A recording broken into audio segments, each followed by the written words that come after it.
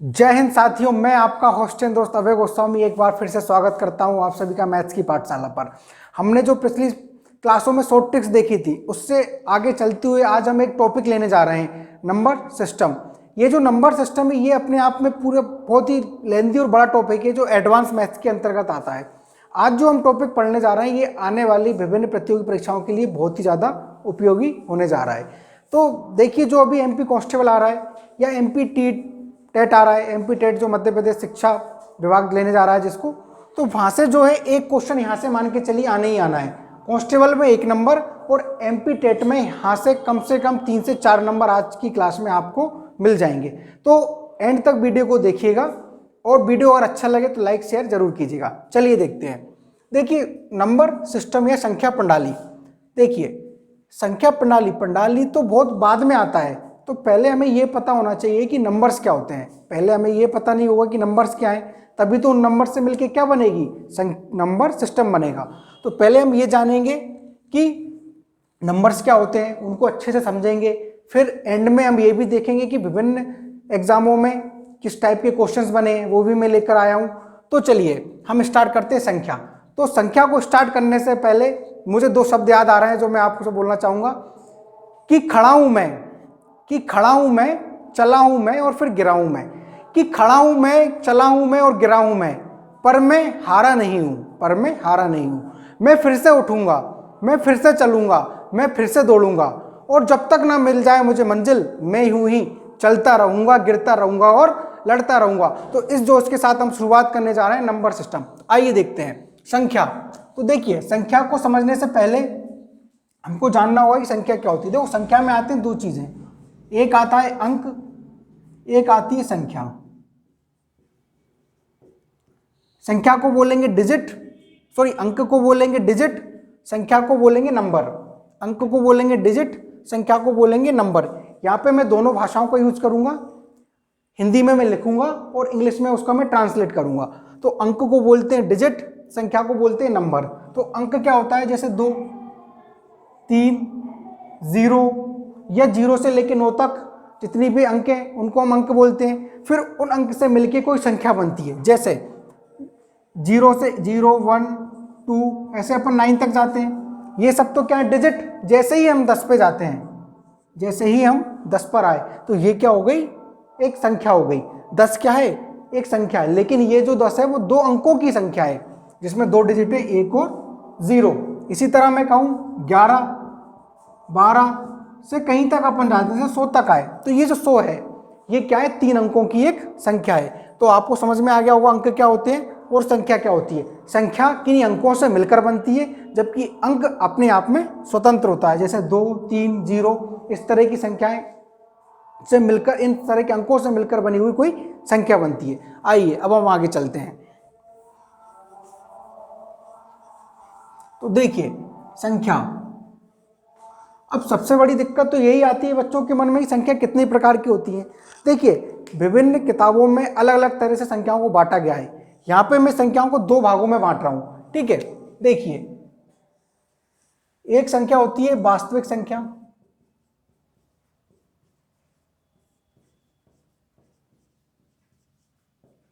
इसको बोलते हैं रियल नंबर, ठीक है। एक होती है आभासी संख्या,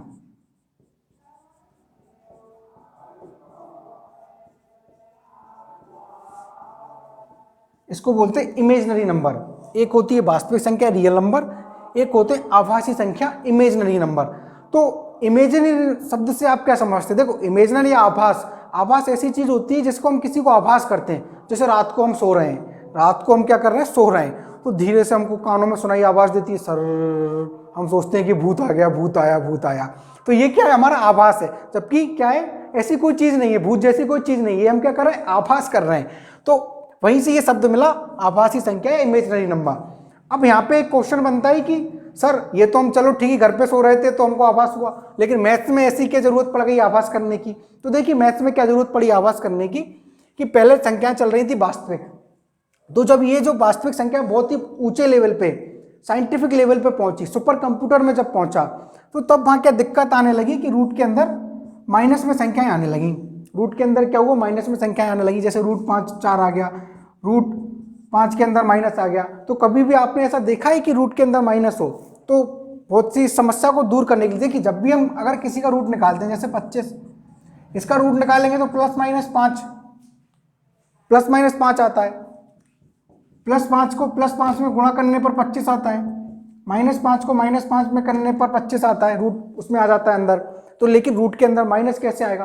तो उसको दूर करने के लिए माना गया है कि भाई एक काम करते हैं, अगर रूट के अंदर माइनस आता है, अगर रूट के अंदर क्या आता है? माइनस, तो हम उसको क्या कर लेते हैं? आई मान लेते हैं।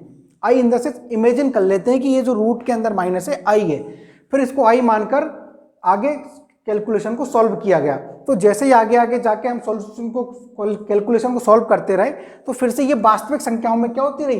परिवर्तित हो गई। तो इस तरह हमने कह दिया कि अगर माइनस के अंदर, रूट के अंदर माइनस आता है तो हम उसको आई मान लेंगे।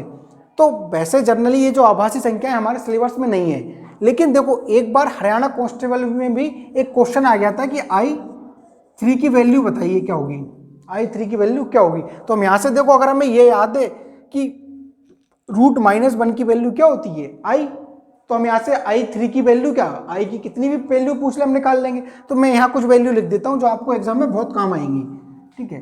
तो I की वैल्यू होती है √-1, I स्क्वायर करेंगे तो उससे अंडर रूट हट जाएगा, -1। I की पावर 3, देखो I square into I square का मान क्या है? -1 इंटू I, तो क्या आ जाएगा? -I आ जाएगा। यहीं I की पावर अगर मैं 4 करूंगा, I की पावर में 4 करूंगा, तो I की पावर 4 को क्या लिख सकता हूं मैं? 2 बार I square multiply I square, तो -1 इंटू -1 क्या आ जाएगा? 1। तो मैं ये कहूंगा कि ये 4 वैल्यू तो आप याद रख लीजिए, नहीं तो कम से कम इस एक को तो याद रखिए, जिससे हम I की कितनी भी वैल्यू निकाल सकते हैं। ये हमारे सिलेबस में नहीं है, लेकिन हरियाणा कांस्टेबल में एक बार प्रश्न पूछा था कि I3 की वैल्यू क्या है थी, तो हम आसानी से बताएंगे कि I3 की वैल्यू क्या हो जाएगी? -I। ठीक है, यहां तक आपको समझ में आ गया होगा। अब हम आगे चलते हैं। देखिए, अब आगे जैसे ही हम थोड़ा सा आगे बढ़े तो एक संख्या और आ जाती है, वास्तविक संख्याएं तथा आभासी संख्याएं।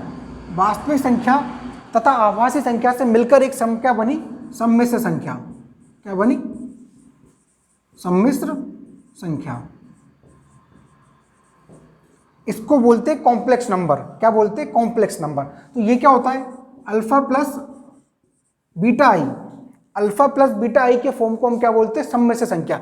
ये भी हमारे सिलेबस में नहीं है, लेकिन हमसे कोई पूछ ले कि बताइए सम्मिश्र संख्या क्या होती है, तो हम बता देंगे अल्फा प्लस बीटा आई। ठीक है, अब हम आगे चलते हैं। वास्तविक संख्या, ये सबसे ज्यादा महत्वपूर्ण है। यहाँ से सबसे ज्यादा क्वेश्चंस बनते हैं, यहाँ से स्टूडेंट को सबसे ज्यादा डाउट होता है कि वास्तविक संख्याएं क्या होती हैं, पूर्णांक क्या होते हैं, प्राकृतिक संख्याएं क्या होती हैं, अभाज्य संख्याएं क्या होती हैं, भाज्य संख्याएं क्या होती हैं। तो आज आपके सारे डाउट खत्म हो जाएंगे और यहाँ से ये आप मान के चलिए आपको क्वेश्चन एक ना एक मिलना तय है। तो चलिए हम देखते हैं। बिल्कुल एक मैं चार्ट की तरह आपको समझाऊंगा, तो आप बिल्कुल उसी तरह चार्ट अपनी कॉपी में बनाते रहिएगा। और जो भी डाउट अगर आपको आता है तो आप कमेंट बॉक्स में जरूर पिन करें, मैं सॉल्व करूंगा। तो अब आते हैं वास्तविक संख्याएं। वास्तविक संख्या, वास्तविक संख्या रियल नंबर्स। ये जो वास्तविक संख्या होती है ये होती है दो प्रकार की। एक होती है परिमेय संख्या,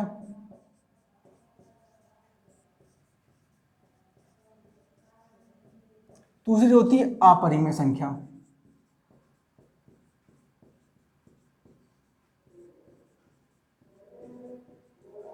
ठीक है, परिमेय संख्या होता है रेशनल नंबर, अपरिमेय संख्या होता है इरेशनल नंबर। तो अब हम आते हैं परिमेय संख्या। परिमेय संख्या क्या होती है? परिमेय संख्या ऐसी संख्या होती है जिनको P/Q के रूप में लिखा जा सके, जिनको P/Q के रूप में लिखा जा सके, तथा यहां Q बराबर क्या नहीं होना चाहिए? 0। Q बराबर देखो अगर 0 हो जाएगा तो हम उसको कभी भी डिफाइन ही नहीं कर पाएंगे। तो यहाँ Q बराबर क्या नहीं होना चाहिए? 0। तथा P/Q क्या होना चाहिए? पूर्णांक। तथा P/Q क्या होना चाहिए? पूर्णांक। पूर्णांक को बोलते हैं हम I for integers. Capital I से इसको डिनोट करते हैं पूर्णांक को। अब आपके मन में फिर से एक डाउट आएगा कि सर अभी तो हम परिमेय संख्या को समझ में नहीं आई थी, आपने एक नया शब्द का यूज कर दिया पूर्णांक। तो देखिए अभी हम जब आगे चलेंगे तो आपको धीरे धीरे समझ में आ जाएगा कि पूर्णांक क्या होते हैं। मैंने क्या बोला, परिमेय संख्या ऐसी संख्याएं होती हैं जिनको p बटे क्यू के रूप में लिखा जा सके तथा q बराबर क्या नहीं होना चाहिए, 0, तथा p व q क्या नहीं होना चाहिए, पूर्णांक नहीं, सॉरी p व q क्या होना चाहिए, पूर्णांक होना चाहिए। ठीक है, पहला पॉइंट ये हो गया। ठीक है, अब दूसरा पॉइंट होता है कि परिमेय संख्याएं ऐसी संख्याएं होती हैं जिनका भिन्नात्मक मान या जिनकी कोई वैल्यू को दोहराया जाती हो, जिनकी कोई भी वैल्यू दोहराई जाती हो या इनका भिन्नात्मक मान खत्म हो जाए। मैंने क्या बोला, परिमेय संख्याएं ऐसी संख्याएं होती हैं जिनका भिन्नात्मक मान या तो खत्म हो जाए या इनका भिन्नात्मक मान दोहराया जाए, ऐसी संख्याएं क्या कहलाती हैं, परिमेय संख्याएं। आइए आपको एग्जांपल से बहुत अच्छे समझ में आएगा। जैसे मैंने बोला 0.25, ये क्या हो गया, खत्म हो गया, तो ये परिमेय संख्या है। ये सब एग्जांपल है। यहां मैं बोलूं 0.234, ये भिन्नात्मक मान क्या हो गया, खत्म हो गया, तो ये क्या है, परिमेय संख्या है। आगे जैसे मैं बोलूं 0.34171717, ये सब क्या हो रही है, पुनरावृत्ति हो रही है ना, ये क्या हो रहा है, पुनरावृत्ति हो रही है, ये चलता जा रहा है, तो ये भी क्या कहलाती है, परिमेय संख्याएं। यहीं से निकल के आता है शांत दशमलव और अशांत दशमलव। इनको हम एक अगले टॉपिक में पढ़ेंगे क्योंकि ये अपने आप में एक पूरा चैप्टर है। यहीं से आता है कि इन परिमेय संख्याओं को शांत दशमलव में बदलिए, अशांत दशमलव में बदलिए। ये अभी हम थ्योरी कर रहे हैं, जब इसके क्वेश्चन आएंगे तो हम उसको उस चैप्टर में देखेंगे। तो ये क्या हो गई, परिमेय संख्याएं। जैसे एक और एग्जाम्पल हो जाता है 2/3 परिमेय संख्या है, 1/4, 1/5, ये सभी क्या है, परिमेय संख्या के उदाहरण है। आइए अब हम आते हैं अपरिमेय संख्या पर।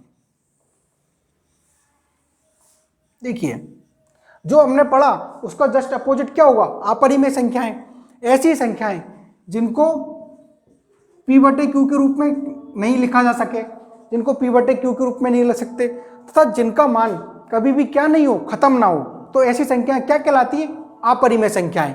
ऐसी संख्याएं जिनका कोई भी मान खत्म ना हो, तो ऐसी संख्याएं क्या कहलाती है, अपरिमेय संख्याएं। हम एग्जांपल ले लेते हैं, जैसे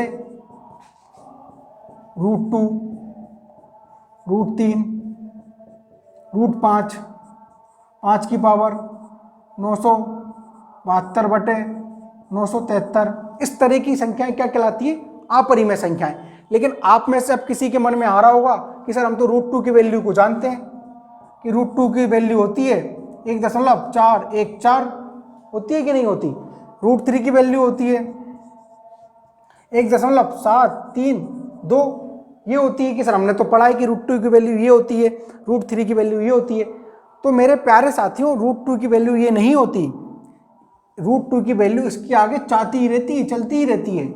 उसको हम कम करने के लिए, शॉर्ट करने के लिए लिख देते हैं कि 1.414। ठीक है, इसी तरह √3 को लिख देते हैं 1.732। तो इस तरह की संख्याएं क्या कहलाती हैं, अपरिमेय संख्याएं। जैसे मैं बोलूँ √4, ये अपरिमेय संख्या होगी क्या, नहीं होगी, क्योंकि √4 की वैल्यू क्या होती है, 2 या ±2, तो ये कभी भी क्या नहीं होगी, अपरिमेय संख्याएं नहीं होगी। ठीक है, अब देखिए एक क्वेश्चन पूछता हूं मैं आपसे, जहां बच्चा सबसे ज्यादा कंफ्यूजन रहता है और यहां से 1 नंबर का क्वेश्चन आता है, यहां से बनता है एक क्वेश्चन। मैं आपको साथ साथ बताता जाऊंगा कि कहां पे क्या क्वेश्चन बनता है। तो आप मुझे बताइए 22/7 एक परिमेय संख्या है या अपरिमेय संख्या है। ठीक है, तो आप मुझे पहले इस वीडियो को देख रहे हैं तो कमेंट बॉक्स में मुझे जरूर बताएं, फिर उसके बाद बताइए कि पाई एक परिमेय संख्या है या अपरिमेय संख्या है। तो सबसे ज्यादा देखो बच्चों को डाउट यही होता है। तो अब आपके मन में ये आ रहा होगा कि अरे सर हम पाई को ही तो 22/7 लिखते हैं, पाई को ही तो क्या लिखते हैं, 22/7। नहीं, पाई की वैल्यू 22/7 नहीं होती। अगर आपको याद हो, आपने एक वीडियो देखा हो, एक मूवी देखी हो लाइफ ऑफ पाई, उसमें एक बच्चे का नाम रहता है पाई। तो वो क्या करता है, पाई की वैल्यू को जाकर बोर्ड पर लिख देता है और इसी तरह 2-3 बोर्ड भर देता है। जब बच्चे उसको चढ़ा रहे होते हैं तो पाई, तो उसकी कोई वैल्यू थी क्या, वो याद ही नहीं हो पाती है ना। तो उसकी वैल्यू क्या होती है 3.8147 और इस तरह ये चलती रहती है। पाई की वैल्यू जो है 3.147, इस तरह ये चलती रहती है। ठीक है, तो ये कभी भी खत्म नहीं होती। अब 22/7 को आप सॉल्व करेंगे, देखो मैं 7 का भाग दूंगा, कितनी बार जाएगा, 3 बार, 7 या 21, 1 आया, 1 बचा। अब भाग नहीं जा रहा तो मैंने दशमलव लगाई, 10 हो गया, 7 एकम 7, 3 बचे, 7 चौको 28, 2 बचे। ठीक है, फिर से मैंने भाग दी, 7 दूनी 14, ठीक है, कितना बचा, 6 बचे, तो कितना हो गया, 60 हो गया, 6 बचे तो 7 8 56, 8 4 बचे, 7 पन्ना 35, ठीक है, क्योंकि देखो 7 2 8 56, 4 बचे तो 40 हो गया, 7 पन्ना 35, फिर 4 बचा, फिर से क्या हो गया, 7 पन्ना 35, 5 बचा, सॉरी इस बार, तो क्या हो गया, 50 हो गया, 7 7 49, 7 आ गया, फिर से क्या बचा, 1, तो ये हो गया, फिर 7 एकम 7, देखिए 1, तो ये क्या हो गया, फिर से रिपीट हो गया। तो मैंने अभी थोड़ी देर पहले बोला था कि परिमेय संख्याएं ऐसी संख्याएं होती हैं जिनका भिन्नात्मक मान या तो खत्म हो जाए या पुनरावृत्ति हो जाए।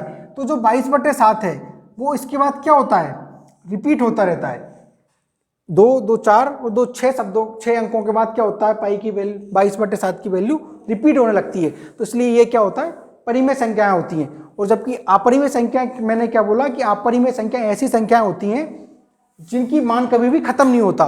तो आप अगर पाई का मान निकालेंगे तो वो कभी भी खत्म नहीं होगा, ठीक है, यहां तक आपको समझ में आया होगा। आगे चलते हैं अपन, देखिए अब यहां से निकल के आता है परिमेय संख्याएं। तो ये जो परिमेय संख्या है ये भी हमारी क्या होती है, 2 प्रकार की होती हैं। परिमेय संख्याएं भी क्या होती है, 2 प्रकार की, ठीक है। परिमेय संख्या क्या होती है, 2 प्रकार की। एक होता है पूर्णांक, इसको बोलते हैं हम इंटीजर। एक होता है भिन्नात्मक मान, भिन्नात्मक मान या भिन्नात्मक संख्या या भिन्न संख्या, ठीक है, फ्रैक्शन नंबर, ठीक है। तो पूर्णांक क्या होता है, इंटीजर। भिन्नात्मक संख्या, पूर्णांक संख्या ऐसी होती है जिनको P/Q के रूप में लिखा जा सके तथा यहां Q बराबर क्या हो सकता है, 1, यहां Q बराबर 1 हो सकता है। लेकिन भिन्नात्मक संख्या जिनको हम P/Q के रूप में तो लिख सकते हैं, लेकिन Q बराबर क्या नहीं होना चाहिए, 1 नहीं होना चाहिए। तो ऐसी संख्या क्या कहलाती है, भिन्नात्मक संख्या। जैसे 2/3, ये 2/3 परिमेय संख्या तो है, उसके साथ साथ में क्या है, भिन्नात्मक संख्या है। जैसे मैं बोल दूं 4/5, तो ये 4/5 क्या है, भिन्नात्मक संख्या तो है, लेकिन किसके अंदर आती है, परिमेय संख्या के अंदर। ठीक उसी तरह पूर्णांक, जैसे मैं बोलूं 2 क्या है, एक पूर्णांक है लेकिन परिमेय संख्या भी है, क्योंकि 2 के नीचे क्या आ जाता है, 1 आ जाता है। इसी तरह मैं बोलूं 3, इसके नीचे भी 1 आ जाता है, तो ये भी क्या हो जाती है, परिमेय संख्या हो जाती है, जो पूर्णांक के अंतर्गत आती है। अब यहां से पूर्णांक पर हम आते हैं। पूर्णांक को भी हम 3 कैटेगरी में डिवाइड करते हैं। चलिए मैं देखता हूं, मैं इसको मिटा रहा हूं, फिर से पूर्णांक को लूंगा। देखिए ये सभी वास्तविक संख्या के अंतर्गत चल रहा है। देखिए अब इसके अंदर आता है पूर्णांक, इसको बोलते हैं इंटीजर, जिसको आई से डिनोट करते हैं, ठीक है। पूर्णांक को भी हम 3 कैटेगरी में बांटते हैं, पॉजिटिव पूर्णांक या क्या लिख देंगे हम, धनात्मक पूर्णांक। एक आता है 0, जो अपने आप में एक अलग कैटेगरी पे रहता है। फिर आता है ऋणात्मक, नेगेटिव पूर्णात्मक, ऋणात्मक पूर्णांक, ठीक है। अब धनात्मक पूर्णांक और 0, ये 2 कैटेगरी से मिलके भी बनती हैं 2 संख्याएं। जैसे पहला बनता है प्राकृतिक संख्या या प्राकृत संख्या, इसको बोलते हैं नेचुरल नंबर। प्राकृतिक भी लिख सकते हैं, प्राकृत कुछ भी बोल सकते हैं ना। एक और आता है पूर्ण संख्या, पूर्ण संख्या, इसको बोलते हैं होल नंबर। प्राकृत संख्या, पूर्ण संख्या। अब प्राकृतिक संख्या क्या होती है, जैसे 1 2 3 4 5, इस तरह कहां तक, अनंत तक। तो इस तरह की संख्या क्या कहलाती है, प्राकृतिक संख्या। अब ये तो मैंने संख्याएं लिख दी, लेकिन होती क्या है, ऐसी संख्याएं जिनको गिना जा सके, ऐसी संख्या जिनको गिना जा सके, तो वह संख्याएं क्या कहलाती है, प्राकृतिक संख्याएं कहलाती हैं। ऐसी संख्याएं जिनको गिना जा सके वो संख्याएं क्या कहलाती है, प्राकृतिक संख्याएं कहलाती हैं। जैसे 1 2 3 4 5 चलते जा रहे हैं। जैसे मैं एक एग्जांपल दूं कि मेरी कक्षा में 100 बच्चे हैं या 100 विद्यार्थी हैं, तो मैं गिन पा रहा हूं ना कि 1 2 3 4। मैं बोलूं कि मेरी कक्षा में माइनस विद्यार्थी हैं, ऐसा हो पाएगा क्या। मैं बोलूं कि हमें माइनस लोग दिखाई दे रहे हैं, तो माइनस में थोड़ी या तो 0 होगा कि भाई मुझे कोई दिखाई नहीं दे रहा, या मैं बोलूं कि मेरी क्लास में कोई बच्चा नहीं है। अगर लेकिन मैं गिन रहा हूं 1 से, तो वो क्या है, प्राकृतिक संख्याएं। ठीक है, अब मैंने बोला कि मेरी कक्षा में 0 विद्यार्थी है, मैंने 0 को भी गिन लिया तो वो क्या कहलाती है? पूर्ण संख्याएं। जिसमें 0 शामिल हो जाए वो क्या कहलाती है? पूर्ण संख्याएं। ठीक है, अब देखिए यहां से क्वेश्चन बनते हैं 2। एक क्वेश्चन आया हुआ है, एक एमपी कांस्टेबल में भी आया हुआ क्वेश्चन है कि सबसे छोटी प्राकृतिक संख्या होती है, सबसे छोटी प्राकृतिक संख्या, तो हमारी आंसर क्या हो जाएगा? 1। मैं बोलूं 2 अंकों की सबसे बड़ी प्राकृतिक संख्या 99। ठीक है, पूर्ण संख्या होती है, 0 है। देखो क्वेश्चन आया हुआ था एक क्वेश्चन, 0 है प्राकृतिक संख्या, विषम संख्या, पूर्ण संख्या, तो हमारा आंसर क्या हो जाएगा? पूर्ण संख्या। तो 0 क्या है? एक पूर्ण संख्या के अंतर्गत आती है। ठीक है, अब यहां से देखिए प्राकृतिक संख्या को भी 2 भागों में बांटा गया है। जनरली 3 भागों में भी बांट देते हैं, 2 भागों में भी बांट देते हैं, तो मैं फिर से इसको प्राकृतिक संख्या ऊपर लिख रहा हूं।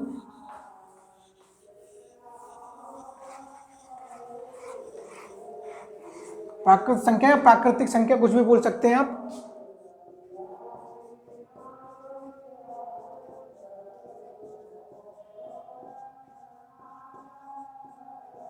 ठीक है, प्राकृतिक संख्या नेचुरल नंबर्स।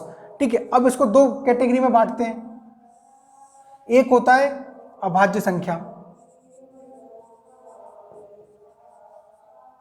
एक होता है भाज्य संख्या।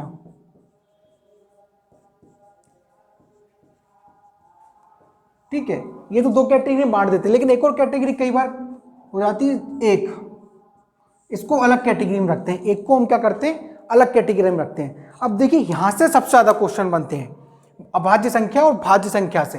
तो ये क्या है? अपने आप में एक टॉपिक है, थोड़ा सा बड़ा टॉपिक है, तो इसको मैं अगली क्लास में डिफाइन करूंगा, क्योंकि अगर मैं अभी इसको डिफाइन करूंगा तो ये वीडियो थोड़ा सा बड़ा हो जाएगा, तो इसमें आपको हो सकता है समझने में भी दिक्कत आए, तो इसलिए मैं इसको अगले वीडियो में डिफाइन करूंगा कि अभाज्य संख्या क्या होती है। लेकिन मैं अभी आपको थोड़ा सा बताऊंगा कि अभाज्य संख्या क्या होती है। तो अभाज्य संख्या इसको बोलते हैं प्राइम नंबर्स। ठीक है, और ये हो जाती है भाज्य संख्याएं। ठीक है, अभाज्य संख्याओं को एक और चीज बोल देते हैं रूट संख्याएं, जो रूट जाए तो वही संख्या कहलाती है। अभाज्य संख्या में क्या कहलाती है? रूट संख्याएं भी कहलाते हैं। ठीक है, और भाज्य संख्याएं में एक और आ जाती है संयुक्त संख्या, कंपोजिट नंबर बोल देते हैं इसको। भाज्य संख्या को क्या बोल देते हैं? कंपोजिट नंबर बोल देते हैं। ठीक है, अब अभाज्य संख्या क्या होती है? ऐसी संख्याएं जिनके केवल 2 फैक्टर हों, ऐसी संख्याएं जिनके केवल 2 फैक्टर हों, या ऐसी संख्याएं जिनमें खुद से उसके अलावा केवल 1 से भाग जाए, तो ऐसी संख्याएं क्या कहलाती हैं? अभाज्य संख्याएं कहलाती हैं। जैसे 2, 3, 5, 7, 11, 13, 17, 19 ऐसे ऐसे चली जाती हैं। ठीक है, तो आपको कमेंट बॉक्स में बताना है कि 1 से लेकर 100 तक कितनी अभाज्य संख्याएं होती हैं, नहीं तो अगले वीडियो में जो करूंगा तो इसको मैं पूरा डिटेल में आपको समझाऊंगा ही। तो क्या होता है? ऐसी संख्याएं जिनमें खुद से या उसके अलावा 1 से भाग जाए तो वे संख्या क्या कहलाती? अभाज्य संख्याएं कहलाती हैं। ठीक है, इसी तरह आता है भाज्य संख्याएं। ऐसी संख्याएं जिनमें 2 से अधिक फैक्टर हों, जिनमें 2 से अधिक फैक्टर हो, फैक्टर से मतलब आप समझ रहे हैं कि उसमें जितना भाग जाए। जैसे मैं 2 में किसी संख्या का भाग दूं तो 2 में एक का भाग जाएगा और एक 2 का भाग जाएगा। इसके अलावा किसी भी संख्या का भाग जाएगा क्या? 2 में नहीं जाएगा। 3 में 1 से भाग जाएगा और 2 से भाग जाएगा। ठीक है, इसी तरह भाज्य संख्याएं क्या होती हैं? भाज्य संख्याएं ऐसी संख्याएं होती हैं जिनके 2 से ज्यादा फैक्टर हों, जिनके 2 से ज्यादा फैक्टर हों। तो अब चाहे वो किसी संख्या के 3 फैक्टर हो, 4 फैक्टर हो, 5, वो उससे हमें कोई मतलब नहीं है। लेकिन अगर किसी संख्या के 2 से ज्यादा फैक्टर हैं तो वो क्या कहलाता है? भाज्य संख्याएं कहलाता है। जैसे एग्जांपल ले लेता हूं मैं, 4, 6, 8, 9, 10, 12, तो ये सब क्या है? भाज्य संख्याएं। जैसे 4 में 1 से भाग जाता है, 2 से भाग जाता है और 4 से भाग जाता है, तो देखो इसके 3 फैक्टर हो गए। 6 1 से, 2 से, 3 से और 6 खुद से, देखिए इसके 4 फैक्टर हो गए। हम 12 ले लेते हैं, तो देखिए 12 में 1 से, 2 से, 3 से, 4 से, 6 से और 12 से, तो इसके तो देखिए 2, 4, 6 फैक्टर हो गए। तो ये क्या है? भाज्य संख्या है। तो मैंने क्या बोला? जिन संख्याओं में 2 से अधिक फैक्टर हो तो ऐसी संख्याएं क्या कहलाती? भाज्य संख्याएं। तो यहां से भी एक क्वेश्चन आता है देखिए यहां से बहुत सारे क्वेश्चंस बन जाते हैं। पहला क्वेश्चन तो ये कि बताइए सबसे छोटी भाज्य संख्या क्या है, तो हमारा आंसर क्या हो जाएगा 4। बिल्कुल याद रखिएगा, बिल्कुल आया हुआ प्रश्न ये परीक्षा में कि सबसे छोटी भाज्य संख्या क्या है 4। फिर दूसरा क्वेश्चन आता है कि 1 से लेकर 100 तक कितनी संख्याएं होती हैं भाज्य, तो 1 से लेकर 100 तक कितनी संख्याएं होती हैं भाज्य बताइए, ये होती है 74। 1 से लेकर 100 तक कितनी संख्याएं होती हैं भाज्य 74। देखिए अब आपको इसका आंसर भी मिल गया होगा, किसी के मन में आ रहा होगा 25, किसी के मन में आ रहा होगा 26 कि सर 74 तो ये हो गई भाज्य संख्याएं और 100 टोटल संख्याएं, तो इसका आंसर हो जाएगा 26। तो जो लोग भी 26 सोच रहे हैं उन सभी का आंसर क्या है, गलत है। क्योंकि देखिए 1 से लेके 100 तक अभाज्य संख्या होती है 25, तो 25 ये 74 ये हो गए 99। तो आप बोलेंगे एक संख्या सर कम है, तो क्या है 1, तो जो 1 है हमारा, ना तो ये अभाज्य संख्या होता है ना ही ये भाज्य संख्या होता है। बच्चों के मन में सबसे ज़्यादा डाउट इसी पे रहता है कि सर 1, जब मैं ऑफलाइन क्लासेस देता हूँ तो सबसे ज़्यादा डाउट मेरे पास यही आता है कि सर 1 भाज्य संख्या है कि अभाज्य संख्या है, या 1 कौन सी संख्या है, तो 1 जनरली विषम संख्या है, ठीक है। तो 1 ना तो अभाज्य संख्या है ना ही भाज्य संख्या है, 1 की अपनी अलग कैटेगरी है, ठीक है। अब इसके बाद आता है सहअभाज्य संख्याएं आता है, ठीक है। सहअभाज्य संख्याओं को अभाज्य संख्या जब हम अगले वीडियो में करेंगे तो उसको डिटेल में समझेंगे, ठीक है। अब देखिए इसके बाद कुछ छोटी छोटी संख्याएं आ जाती हैं, ये तो हमारा पूरा था नंबर सिस्टम। इसके बाद इसमें 2 चीजें और आ जाती हैं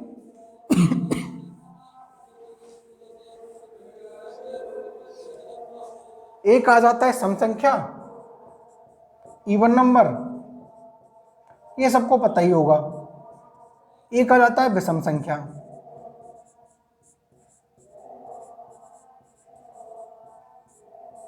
विषम संख्या ऑड नंबर, इवन संख्या सम संख्या, विषम संख्या ऑड नंबर।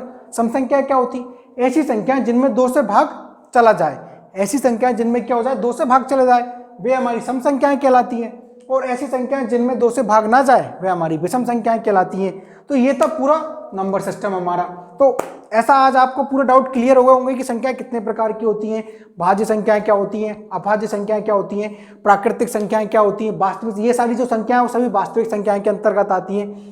जनरली हम संख्याओं को 3 कैटेगरी में डिवाइड करते हैं, वास्तविक संख्याएं, आभासी संख्याएं। वास्तविक और आभासी से मिलकर बनती हैं हमारी समृद्ध संख्याएं।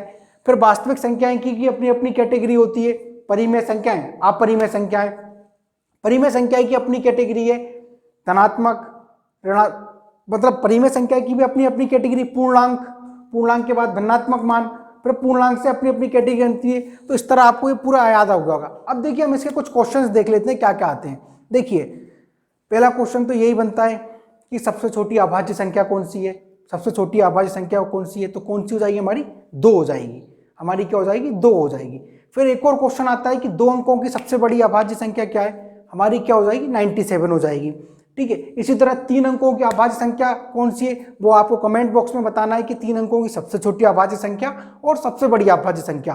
कल हम जब इसको फिर से एक और बार अभाज्य संख्या को पढ़ेंगे डिटेल में, तब मैं आपको बताऊंगा कि 3 अंकों की संख्या क्या होती है, ठीक है।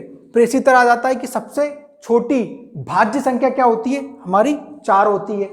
1 से लेकर 100 तक कितनी भाज्य संख्या होती है, तो 74 भाज्य संख्याएं होती हैं, ठीक है।